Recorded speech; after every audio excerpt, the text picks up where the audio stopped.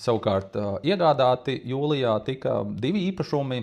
Viens dzīvoklīts Juglā, Veldras ielā, un otrs īpašums tāda remontējuma vasarnīca Ķīšupē pie Saulkrastiem. Juglas dzīvoklītim esam atraduši meistarus, kas ir sākuši jau remontu.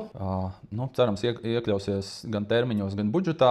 Skatīsimies, kā ies. Došu ziņu. Pagaidām nav pārāk spīdoši iesācies, bet es ceru, ka tur saņemsies meistari. Remonts būs vienkārši normāls. Šeit ļoti svarīgi ir, lai tiek termiņi, lai iekļaujās termiņos. Protams, arī budžets un arī kvalitāte, protams, nezūd līdz ar to.